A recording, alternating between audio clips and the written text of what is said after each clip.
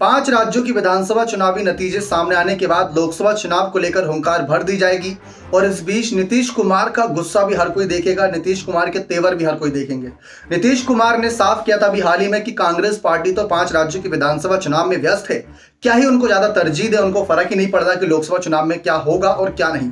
इसी को लेकर फिर कांग्रेस के अध्यक्ष मल्लिकार्जुन खड़गे ने उन्हें खुद ही फोन करके मनाने की कोशिश की। उसके बाद से नीतीश थोड़ा शांत हुए, लेकिन ये हर किसी ने देखा कि कांग्रेस पार्टी इस समय सिर्फ अपना हित सोच रही है। जब बात विधानसभा चुनाव की आई तो उन्होंने किसी को भी सीट नहीं दी, कोई गठबंधन वहां पर नहीं था। और जब बात लोकसभा चुनाव की आ रही है तो कांग्रेस कह रही है कि हम बलिदान देने को तैयार है। तो भाई ऐसा कैसा बलिदान जो आपके हित में ही जाए? तो ऐसे में सभी पार्टियां थोड़ी बहुत नाराज हैं और इसी का फायदा नीतीश कुमार उठा सकते हैं। ये बड़ा कार्ड खेल सकते हैं राहुल गांधी के खिलाफ। इस समय अगर इंडिया अलायंस में देखें तो 2 सबसे मजबूत चेहरे हैं, एक है राहुल गांधी और दूसरा है नीतीश कुमार, जो पीएम पद की दावेदारी पा सकते हैं। अब ये कांग्रेस पार्टी तो है नहीं जहां पर चुनाव लड़ा जाता है और सीएम फेस का ऐलान नहीं होता या पीएम फेस का ऐलान नहीं होता। ये है इंडिया अलायंस। यहां पर हर विपक्षी नेता चाहेगा कि चुनाव हो तो किसी एक के चेहरे पर हो और चुनाव जीत जाने के बाद हो सकता है कोई बदलाव हो जाए उसमें।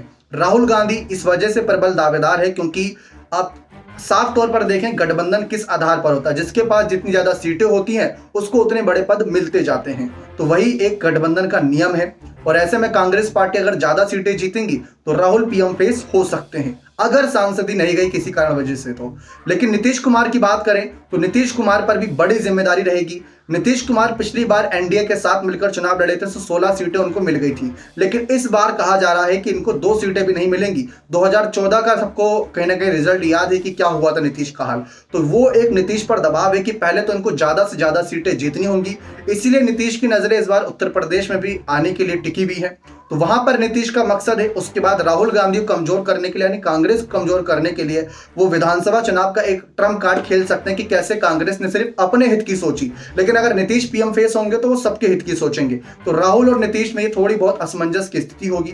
अगर आप गौर करें तो नीतीश कुमार ने जो विपक्षी नेताओं को जमावड़ा लगाने की शुरुआत की थी वो तब की थी जब राहुल गांधी की सांसद सदस्यता छीनी थी। तो वहां पर नीतीश ने एक मौका देखा था कि राहुल तो अब है नहीं इस कहीं ना कहीं लिस्ट में, तो क्यों ना अपने नाम को आगे बढ़ाया जाए। भले ही ऐसे कहते रहो कि भाई हमको नहीं बनना, हमको नहीं बनना। भाई किसको प्यारी नहीं होती पीएम कुर्सी? कोई प्रधानमंत्री पद की दावेदारी अगर आपको मिले, 28 पार्टियां आपको समर्थन करे, तो कौन इससे पीछे हटना चाहेगा? नीतीश अभी ना कर रहे हैं, हो सकता है कि उनकी ना में ही हाँ छुपी हो। अब देखते हैं आने वाले वक्त में क्या बदलाव होता है।